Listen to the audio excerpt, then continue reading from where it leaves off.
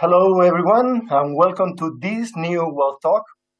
Allow me to start with a brief introduction of the housekeeping of the call. As you can appreciate, the talk will be held in English as the main channel, but you can listen to it in Spanish by clicking the right menu button ES. La charla va a ser en inglés, pero we're going to be speaking in English, but you can listen to the Spanish version if you click on the button to the right of the top right of your screen, where you can read ES. For a speaker, you can send them through the question comment button that you will see on your screens. And in a few days, you will have the recording of this World Talk on our global website, santanderprivatebanking.com. This World Talk has been launched together with Santander Universities through Santander X Innovation Expert, an initiative to transform scientific and academic knowledge into opportunities to address global challenges. Our common goal is to anticipate the key innovations of the future for our community of clients, entrepreneurs, university students, and investors, with the idea of educating ourselves in the more relevant challenges facing our society and economy.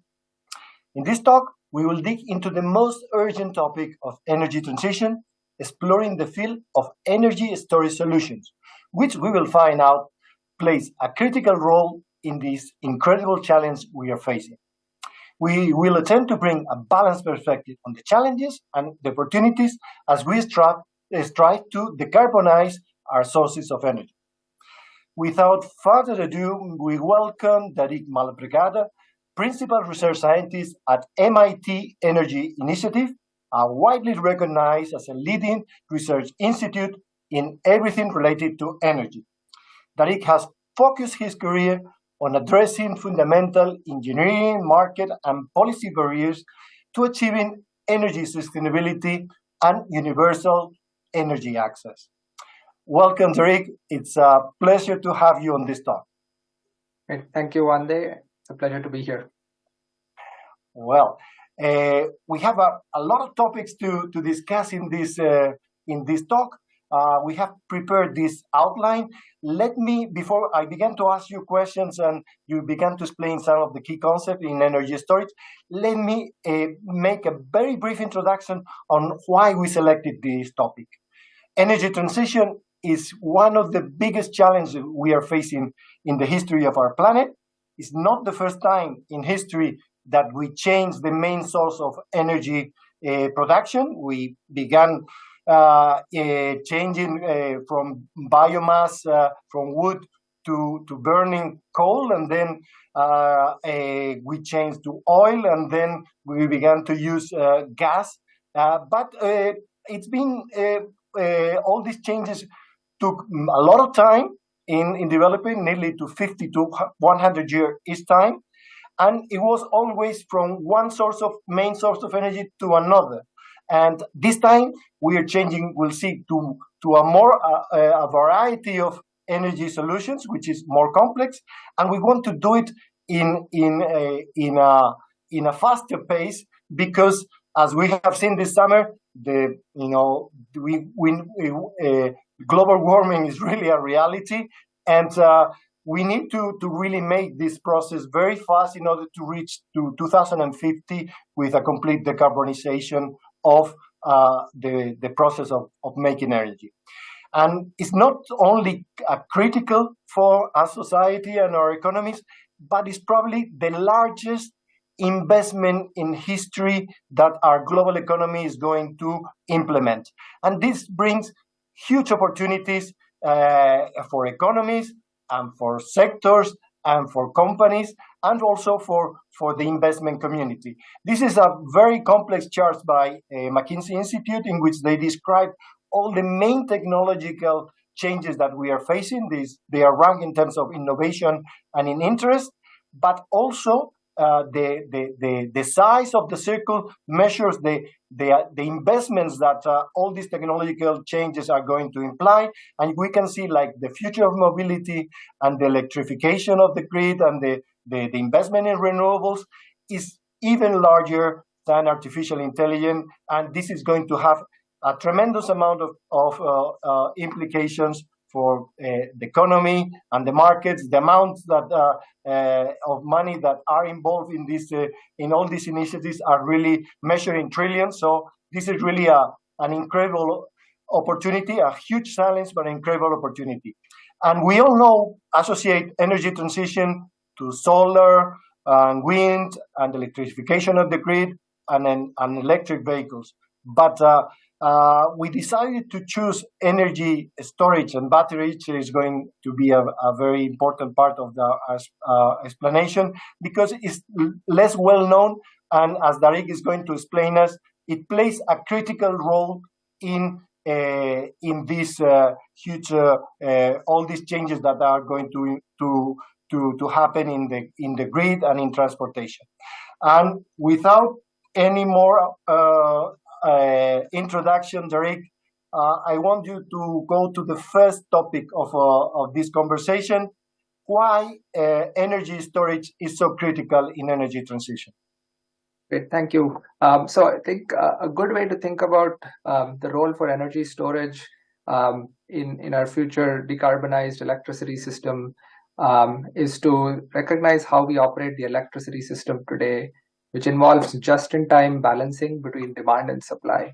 And the way we do this today is by using thermal power plants, typically running on fossil fuels, where we can increase or decrease the power generation output on demand as the electricity consumption pattern changes from minute to minute.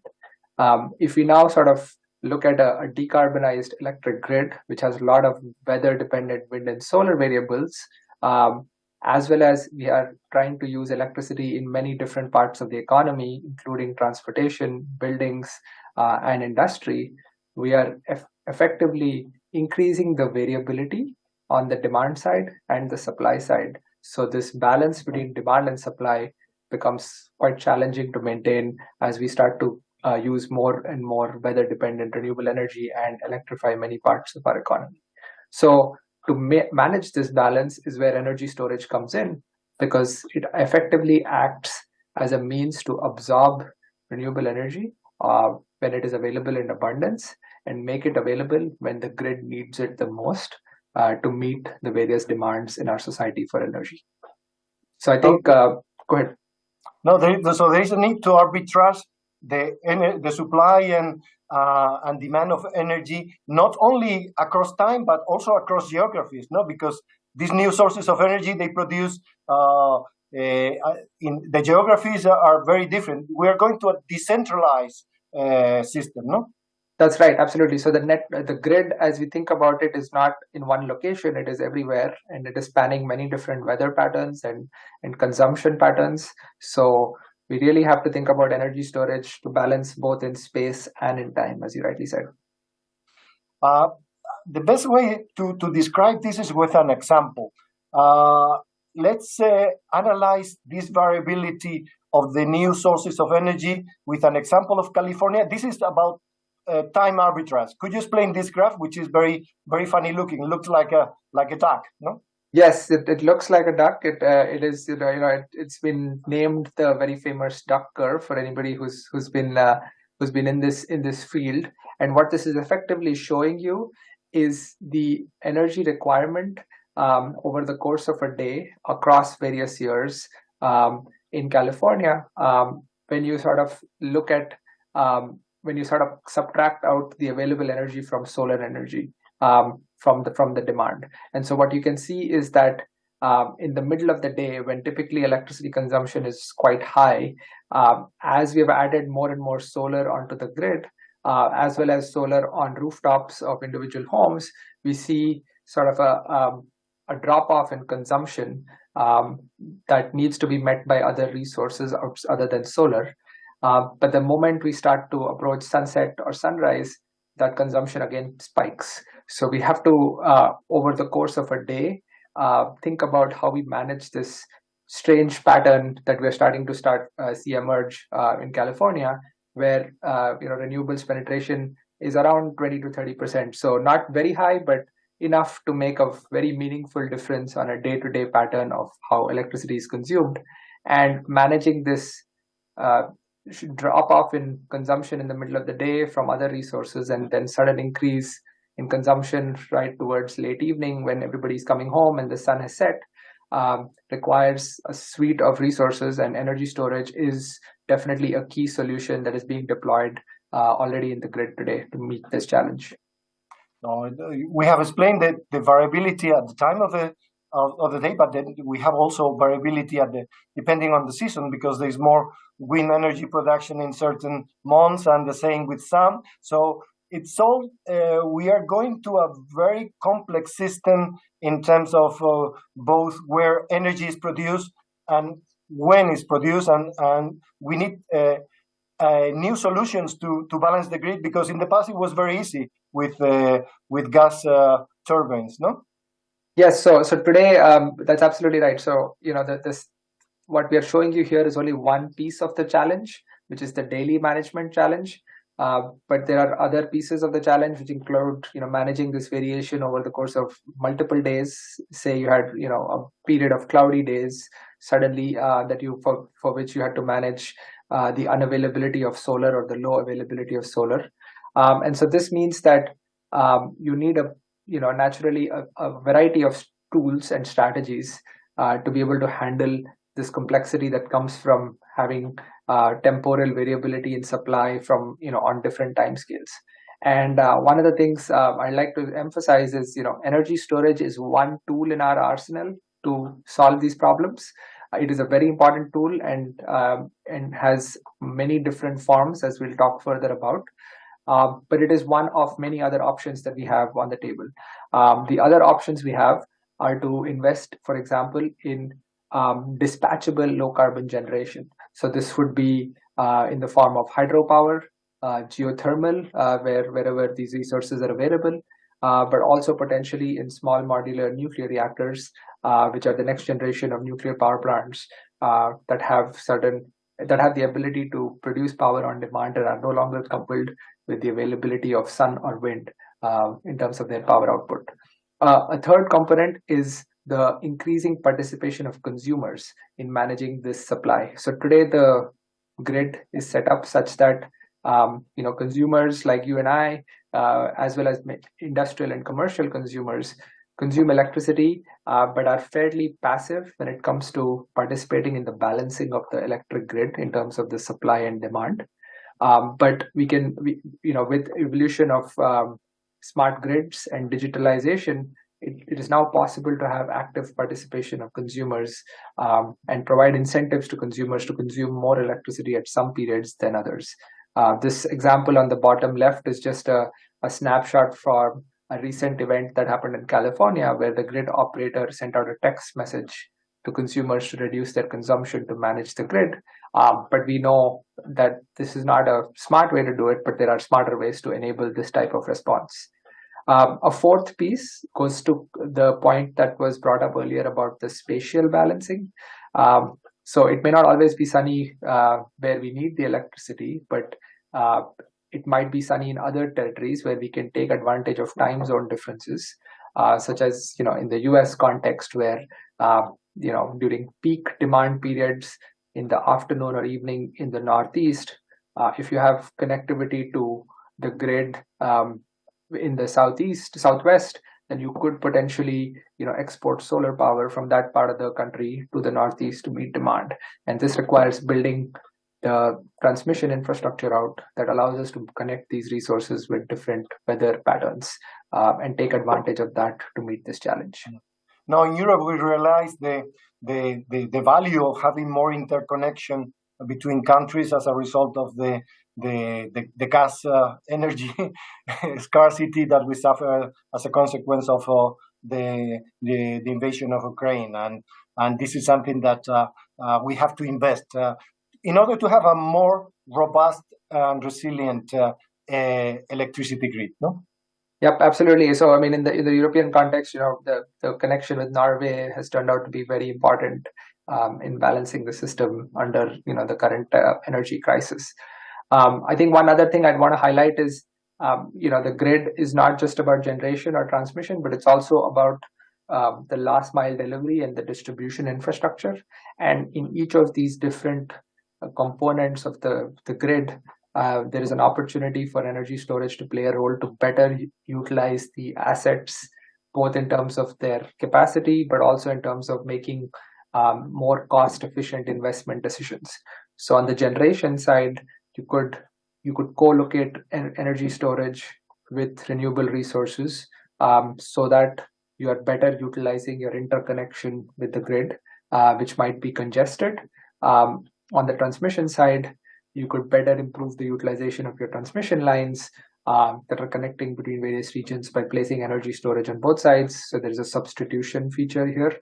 And then on the distribution side, there's a number of applications ranging from providing, remote power in the event of, limited grid access, either because of an outage or, limitations in being able to build out the grid, but also in being able to manage end-use consumer costs in a way that minimizes the amount of distribution infrastructure that we actually have to build out to electrify our homes and our vehicles and other applications.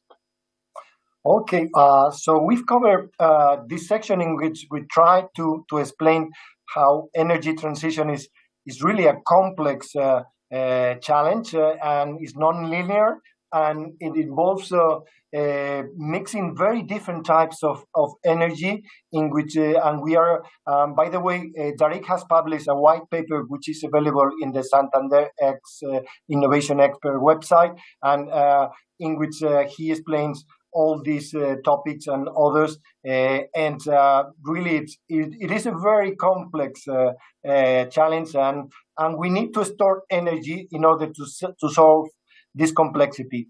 Dharik, explain us the different ways in which we have been able to store energy in the past, and also we'll discuss then what scientists are working on in order to find new solutions to store energy. Great, thank you. So I think it's a good reminder to appreciate that the energy storage industry actually exists today and is quite large. It exists primarily in the form of several pumped hydro storage facilities where we are pumping water up some elevation from a lower reservoir to the upper reservoir, as shown in this diagram, at times when electricity is cheap, and then reversing that process to produce electricity at times when electricity is expensive. And so this dominates global installations of energy storage today. We also store energy in the form of, natural gas in underground caverns that are another form of energy storage.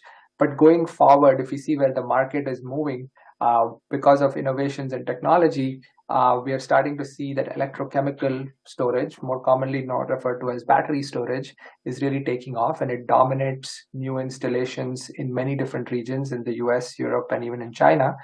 And alongside electrochemical energy storage, there's many other forms of energy storage, including hydrogen energy storage and compressed air energy storage as some other examples of technologies that are being developed. Now, what is interesting about all of these technologies is that they offer several different unique opportunities, and they are not perfect substitutes of one another. For example, closed lithium-ion battery storage systems basically have very low power capital costs, are very modular, can be deployed in different contexts. A version of these systems are deployed in electric cars, but an alternate version of these systems can be deployed for grid-scale energy storage systems. As a contrary to these lithium-ion systems, you have what are known as vanadium redox flow battery systems, or generally speaking, redox flow battery systems, where this is also a form of a battery storage system where the charged species are separated, but can be stored in tanks that can be sized to any amount relative to the conversion system. And this allows you some flexibility in how you design the system to maximize the economic profitability of the system. So you can build very large tanks to store a lot of energy and then have a very small conversion system to minimize your power costs associated with this system. So these are just two examples of electrochemical energy storage systems. On the side of chemical energy storage, hydrogen is really a key enabling technology for energy storage. The basic principle here is that you're using electricity to split water to make hydrogen. That can be produced when electricity is cheap, and then you store hydrogen in a similar way to how we store natural gas, maybe in a tank or in a geological cavern, and then you extract that hydrogen out and can produce power from it, similar to how we produce power from natural gas today. This process has several advantages. One of them being that the energy storage costs can be relatively low. But this process also has several energy efficiencies. So it may not be very valuable to deploy to do daily arbitrage in terms of storing solar energy in the middle of the day and then producing power in the late afternoon. As a contrast, we have compressed air energy storage, where it's a similar principle to hydrogen energy storage, where you're compressing air and storing it in some geological cavern. And then when you need to produce power, you're expanding that air to produce power. Here you're relying on the pressure aspect of the compression process as a primary medium for energy storage. So there are a number of different technologies here. Each of them has their pros and cons and their scalability considerations. So really the takeaway for this, from this part of the presentation is that there is not one magic bullet here. We have several options that we need to think about as a portfolio approach when we deploy these technologies for the grid. Mm-hmm. And there is a need to develop new technologies because pump hydro storage is restricted in terms of geographical locations. No, it's not. And you have explained some of the technologies, but there are other more. No, these are just absolutely. Yes. These are just examples to highlight the the diversity of technologies. No, that's a good thing that there are several technologies that some are commercially viable now, but other are more in the research and development. But the good thing is that they serve different purposes, and the way you classify them is in terms of short duration energy storage and long duration. Explain why you classify them in these two buckets. Sure. So I think one thing to recognize, as we highlighted in the earlier part of the presentation, is that we have this problem of mismatch between supply and demand that happens over different timescales. So one time scale is over a day, but you could also have seasonal mismatch or week mismatch over multiple days or weeks where you don't have enough supply relative to your demand.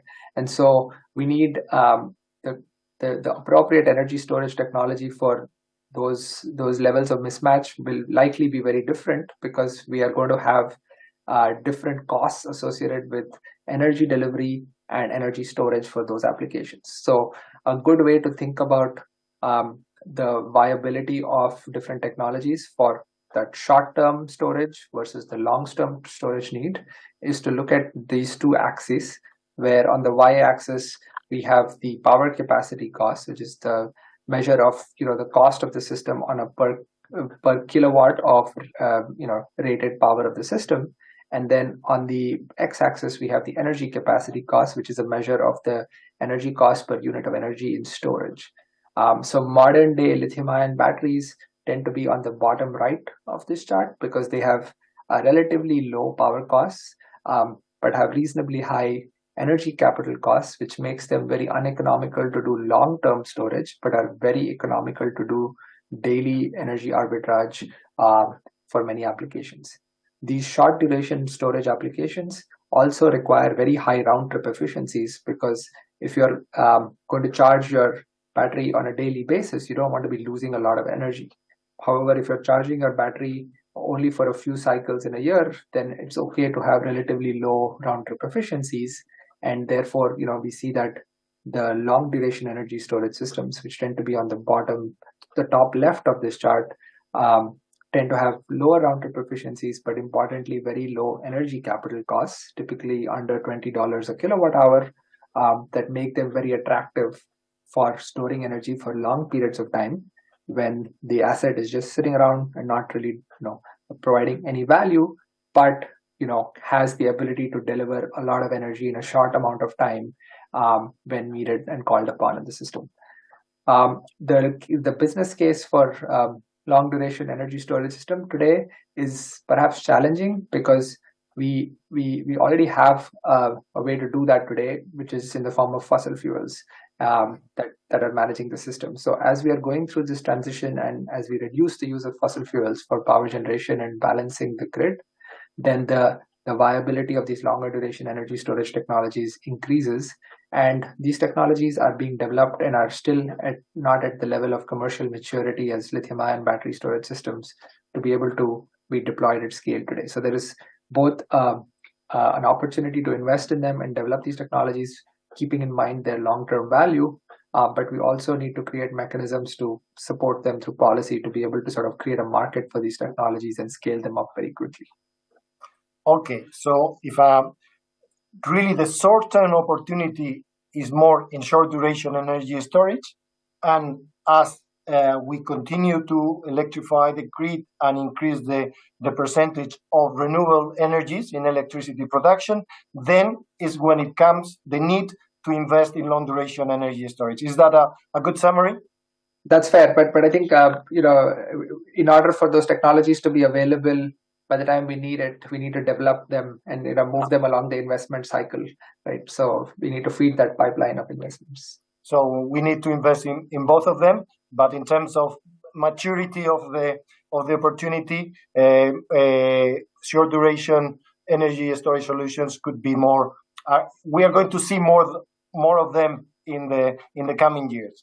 Yep. So let's go a little bit in detail into the opportunity in batteries and short duration energy storage solutions, but we have found a little bit about the complexity of this process, because we are, in terms of energy production, we are not going from one source of energy to another ones, to multiple ones that behave very differently. And also in terms of energy storage solutions, we are not going from pump hydro to one simple solution. No, we're going to multiple technologies. So the complexity of mixing both things is quite astonishing.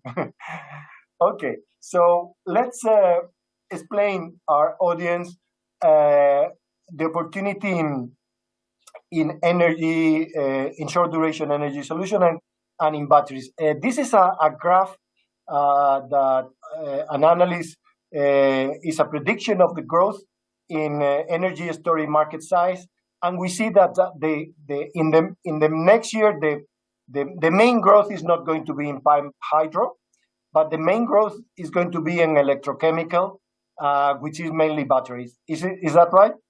That's right. So and if you were to sort of slice that the blue bars further, most of that will be in the form of lithium-ion batteries in the near to medium term, with sort of emergence of these flow battery systems towards perhaps the end of the decade or more. So it's going to be quite similar with electric cars. No, it's the same type of technology with some particularities. No. That's right. So I think that's a very important component here, that the market, as we are thinking about deploying lithium-ion batteries for short duration energy storage applications on the grid, we're also looking to scale up electric vehicle adoption, where these batteries also have a role to play. So the supply chains for lithium-ion battery technology manufacturing, critical material processing, all of that are shared. And the electric vehicle market today is arguably much larger than the market for short duration energy storage. So you could see some tension effectively there coming from having these shared supply chains, but also longer term some opportunities once the supply chain gets built out and is matured. But at the same time, the huge investment that is being implemented in electric vehicles, is materializing large economies of scales, and is making the process of making this in a more efficient way faster. Absolutely. No? Yeah, absolutely. So it's part of the cost reductions we have seen in battery storage, as shown on this chart here, is largely a function of that.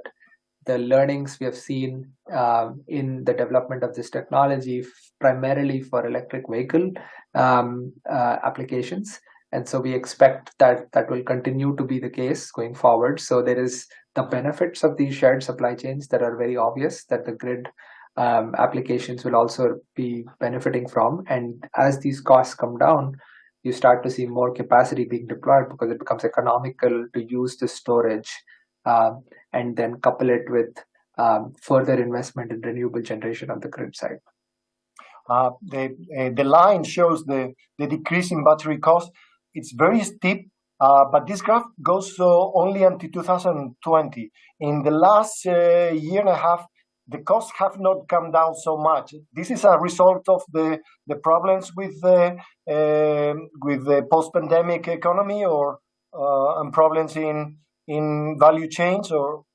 Yeah, so we have had some, I think a couple of years of, I would say, fairly historic, unprecedented, events that have sort of disrupted, supply chains across all sectors, and that is, battery storage is also is no exception. And at the same time, I think I would argue that another factor playing a role here is that the energy crisis in Europe and growing policy support in the US and other places towards accelerating decarbonization has suddenly created a lot of demand. And so when demand is suddenly increasing and supply is having bottlenecks, then you sort of will get some out of ordinary trends. But I expect much of that will start to stabilize. We've already seen, I think, in 2023. The costs of solar, for example, starting to follow the trends where costs are starting to decline again. No, that's a good thing that this amazing reduction in cost is going to continue in the future as the size of the market grows. And I wanted to ask you two questions about the batteries that are in. You read them in the media. One thing that there's a lot of discussions in media is about the scarcity of metals, that this energy transition is going to create like a bottleneck because we don't have sufficient minerals. And the graph on the right shows an infograph about the type of metals that are used in batteries. The question is whether we are going to have a problem in the short term in terms of supplying both mining and refining. What is your view about this?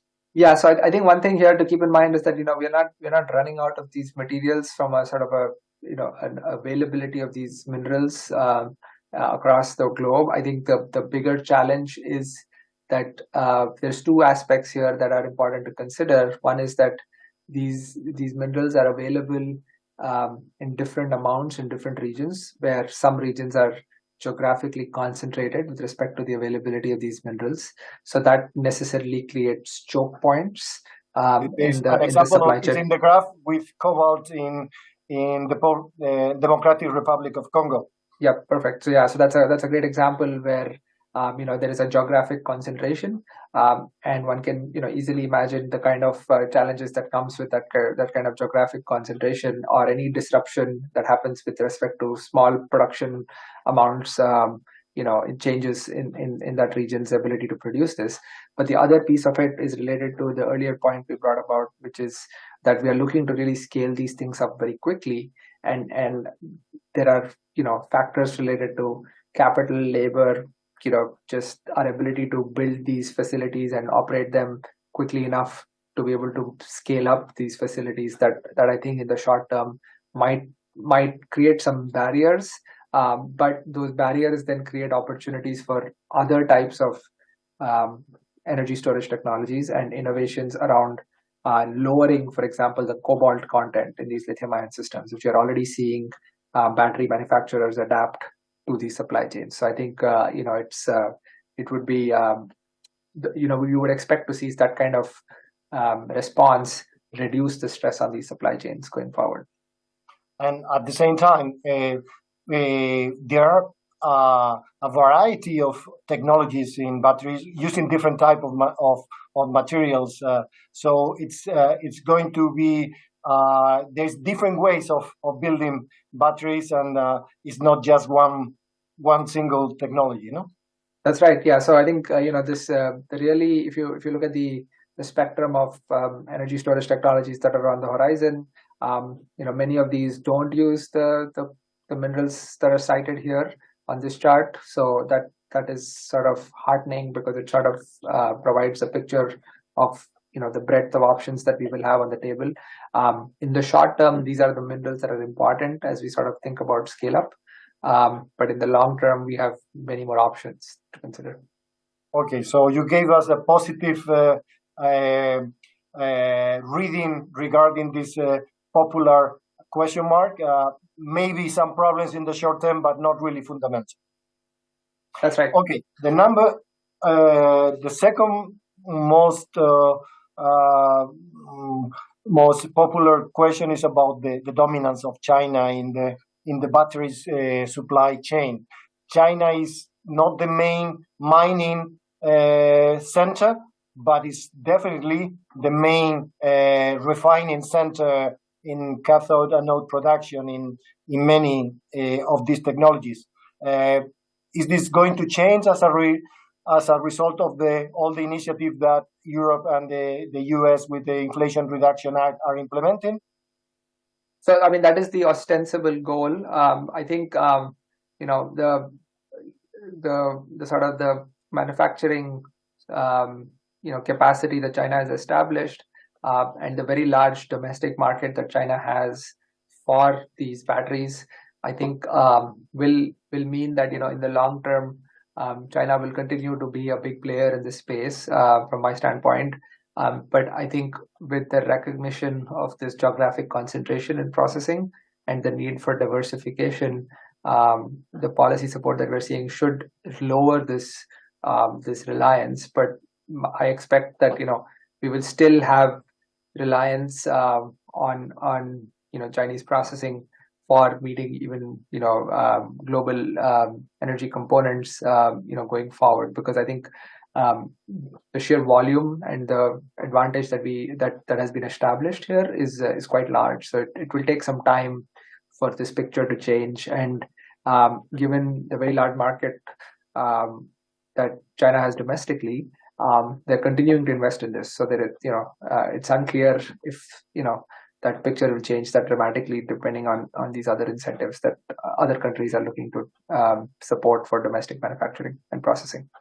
So in the short term, it's not going to change dramatically, but it's you see the amount of investments that are being made by Europe and US is going to diversify this mix of having a supply of batteries, which is quite important because we have recently suffered the consequences of having concentration in energy supply in Europe, and we don't want to have a Russian dependence and go to a Chinese dependence.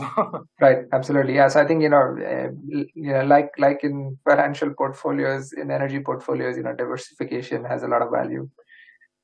Okay, I think we have explained the main topics. So there are many things that we could discuss about batteries. It's really a fascinating world, and the amount of technological improvements and is really amazing. And from what I've been able to read in your papers and in the academia. But let's go to long duration energy storage, which are critical in the final stages of decarbonization. And a lot of discussion and a lot of papers have been published regarding hydrogen and green hydrogen. Explain us the most interesting facts about hydrogen in energy transition. Yeah, so hydrogen's a very interesting molecule when we think about the energy transition for the two main reasons. One is it provides a carbon-free source of energy at the point of use. You don't produce any carbon emissions when you generate electricity from it, or use it to operate a vehicle or provide process heat in a power plant. But also it can be made in many different ways, one of which involves using electricity. And the way it can play a role both in the grid and in the economy is shown on the picture on the right, where one can imagine scenarios where water splitting, or we take the water molecule and we split it to make hydrogen using electricity, and we store that hydrogen to provide electricity to the grid when it is most valuable. And this might be storing that hydrogen molecule for multiple weeks or months, because the efficiency associated with converting this hydrogen back to power can be relatively low, and so we don't want to be using it on a day-to-day basis. But at the same time, the infrastructure that we have established for producing the hydrogen as well as storing the hydrogen can also use to be able to deliver hydrogen for applications where we currently use fossil fuels to provide process heat in buildings or in industrial processes or in vehicles, particularly heavy duty transportation sectors.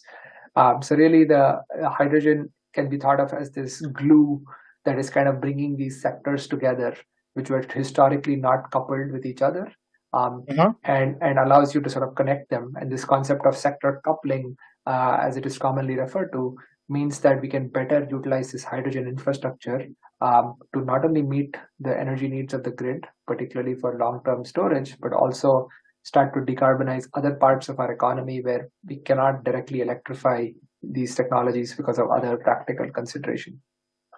No, you have explained very well. There's a part of the energy transition and the decarbonization that is not going to be possible with pump hydro or batteries. Industrial decarbonization, heavy duty transport, maritime transportation.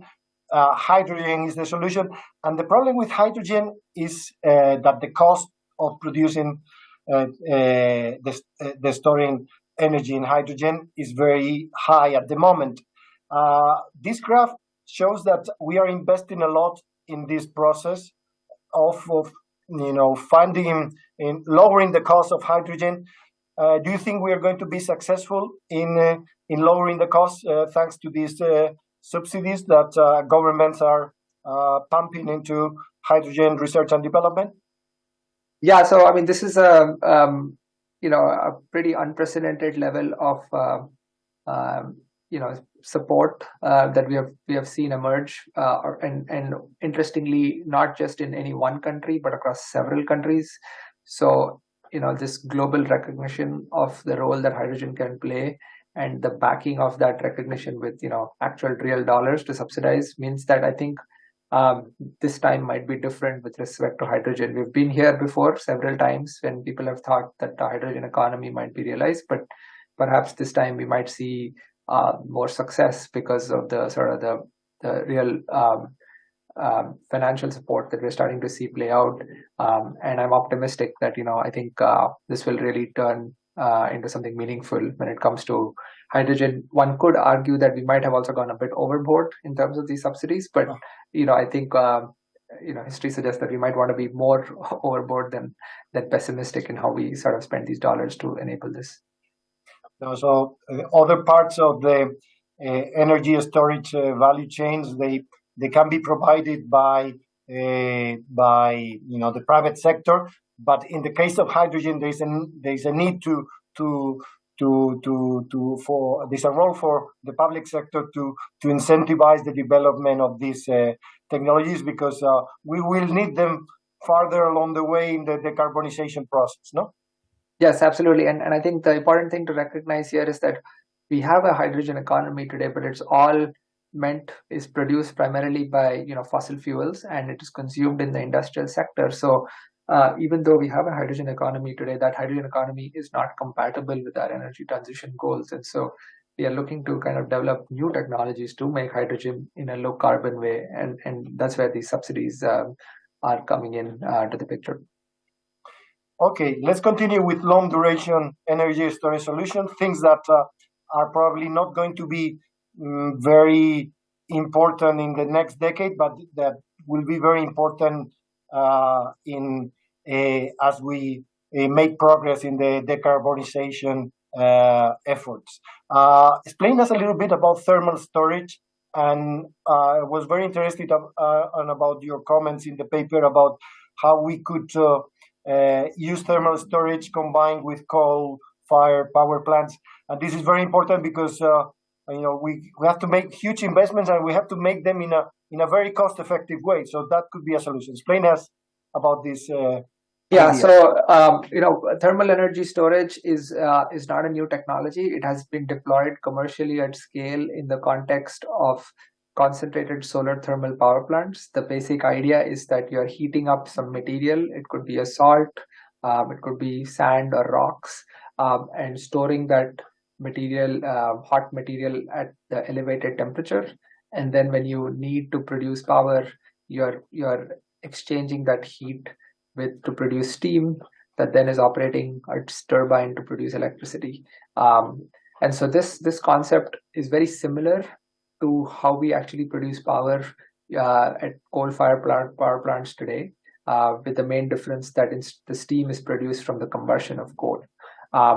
And one of the nice things about this thermal energy storage system and some of the commercial technology options that are there today is that there is a possibility of deploying this technology to retrofit existing coal power plants, which will allow us to retain and utilize some of that capital that is invested in their power plant, particularly the power generation equipment, and even the labor and the associated grid infrastructure that power plant has to connect to the grid. And this is a very important element as we think about a just energy transition, because the chart on the right shows you how, what is the average age of coal power plants across the world.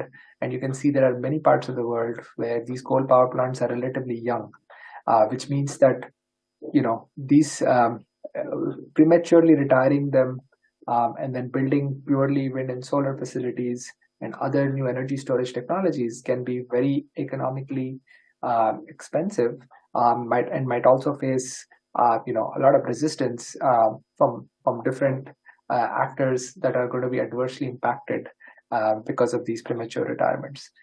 So this retrofit strategy provides us a way to think about a practical just energy transition that leverages the infrastructure that we already have in place towards enabling our clean energy goals long term. Oh, that's very important. It is a fantastic idea also to be able to recycle and reuse the existing infrastructure and not having to rebuild a new one in order to make this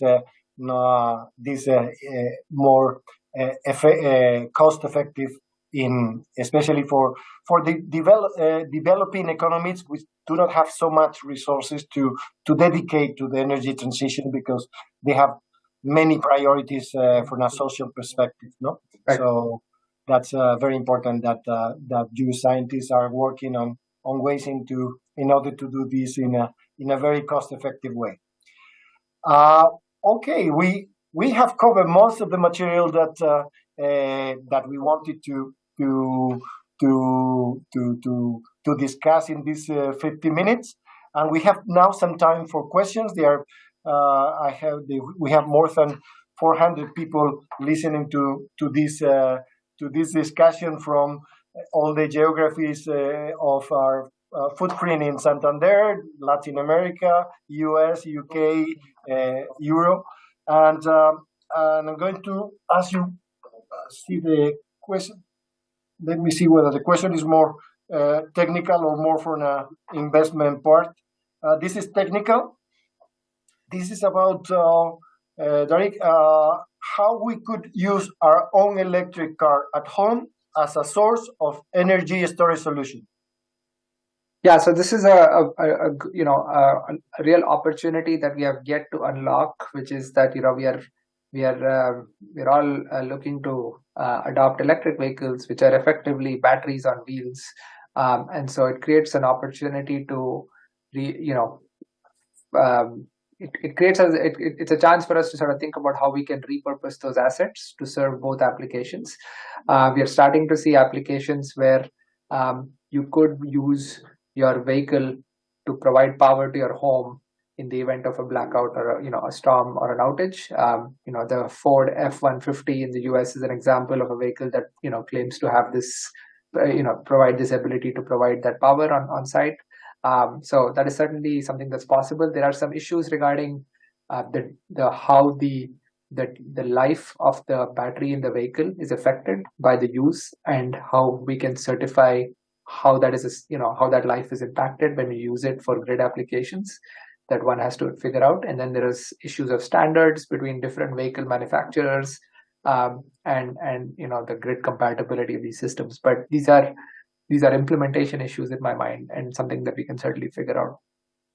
Oh, with the increases in penetration of electric vehicles, this could be a very important source of providing, a balance to the grid. Absolutely. Another technical question. What about iron flow batteries? Is this a promising technology? Yeah, so I think the question might be referring to sort of iron air or metal air batteries, and certainly they are a very appealing technology for long-term energy storage, because they allow for the ability to store energy at a very low capital cost. And you're seeing a lot of interest in development of these technologies, both commercial interest but also research interest. And so I anticipate they could play certainly a role as we think about long-term energy storage opportunities, but also in the near term possibly to provide some resilience related energy storage applications. Another question: what about water scarcity? Is this the current scarcity of water could affect also the energy transition? Yeah, so I think here the main question comes related to sort of do we have access to enough fresh water to produce hydrogen at the amounts that we need it, and I think certainly water is a local issue, so some regions will have access, some regions won't, relative to their other needs for water. But if you look at the relative energy requirement to produce fresh water from seawater compared to the energy requirements to split that water to make hydrogen, the energy requirements to produce that fresh water from seawater is negligible.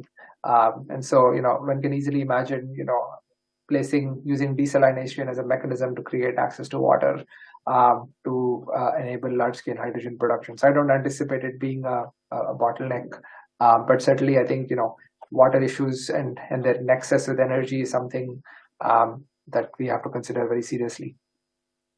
No doubt. I think will be the subject of a future talk, water scarcity. Another question: how are scientists analyzing the problem of recycling the batteries in the future? Do we have the technology to do that? Yeah, I think so. I think in some cases we do have the technologies. I think one of the challenges is that these battery chemistries are constantly evolving, and so we have to sort of think about developing technologies that are compatible and readily recyclable. I think in the case of lithium-ion batteries, we do have the technologies, and we are seeing installations both in the US and also in other parts of the world. The real challenge is that when you're scaling up a market exponentially, recycling does not help you in creating new supply, but it is something we have to develop and deploy so that when we reach saturation, we are able to have a sustainable turnover of these minerals, and are also sort of minimizing the environmental impact coming from end of life of these battery systems. This is another question that I think is related to what we discussed about green hydrogen, because it says batteries at a very large scale are already up and running in some countries, giving good margins. But for green hydrogen, it seems like we still have several years to go before it becomes a reality. Isn't green hydrogen too much hype? Yeah, I mean, currently, the person who asked the question is absolutely right. The total market for green hydrogen or electrolytic hydrogen is relatively small. It's in the megawatts. Global installations, as you showed, for batteries are very, very large. But I think they are addressing different markets, so they're not necessarily competing with each other.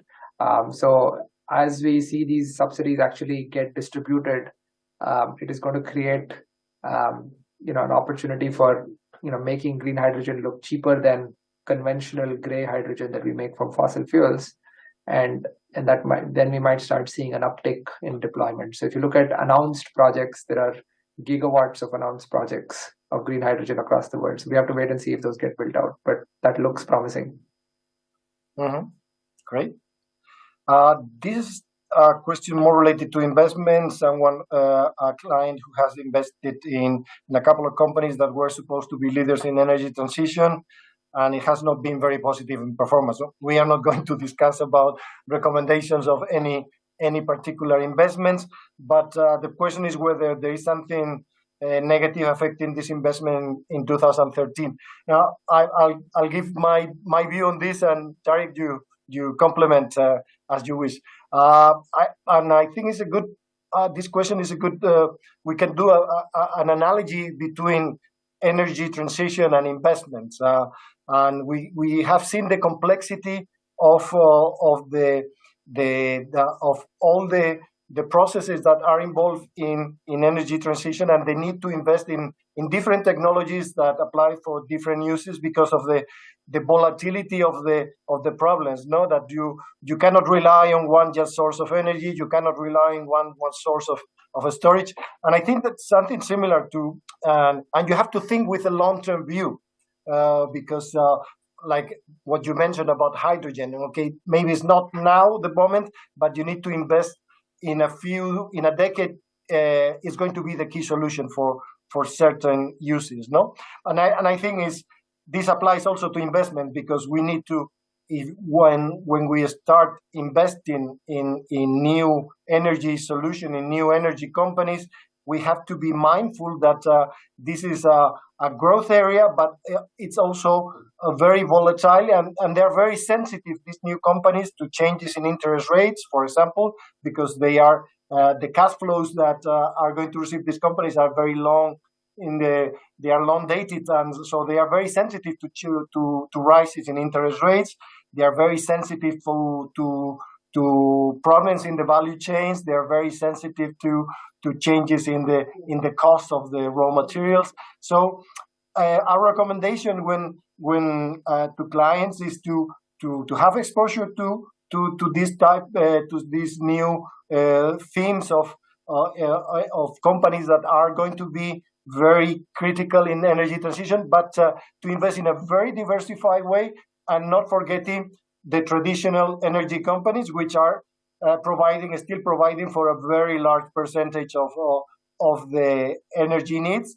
They have stable cash flows, and they are less volatile. So they always diversify and invest with a long-term view. So I wouldn't, with those premises, I wouldn't be very worried about those investments. There are short-term negative effects in 2013 in wind, in solar, in hydrogen, but you have to invest with that mindset. I don't know, Dharik, if you want to complement this.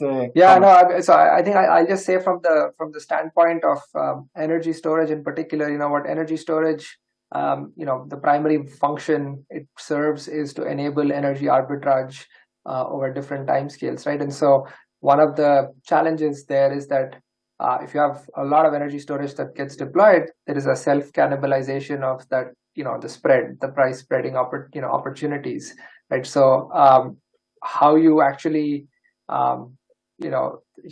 regulation and power sector, regulation reforms are necessary sort of to enable sort of long-term certainty and provide that sort of signal to investors to sort of come in, so that you can enable some level of stability in your cash flows that then allows you to then incentivize further investment, right? So there is a challenge from the power sector's perspective to think about how we actually support and incentivize investment in these technologies in a technology neutral way. So not picking winners, but trying to do so in a way that keeps it cost efficient for customers, but also encourages investors to enter the market and make these investments. The good thing is that the size of the opportunity, or the size of the investment needed, is going to create.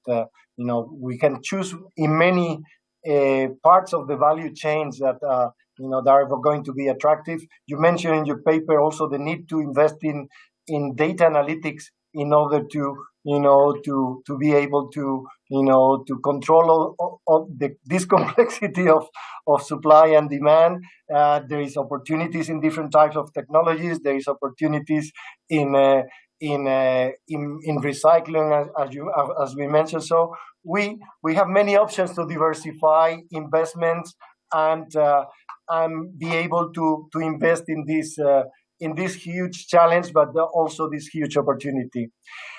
We have reached the time limit that we have set up for this conversation about this fascinating world of energy transition and the role of energy storage. I want to thank you, Dharik, for all your knowledge and the way you have explained all these very technical issues, but with the help of the graphs and your examples, we have been able to gain a lot of knowledge about this fascinating topic.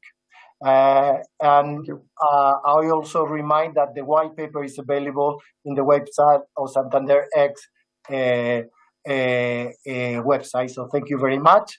And thanks again, Dharik. Thank you very much. Goodbye.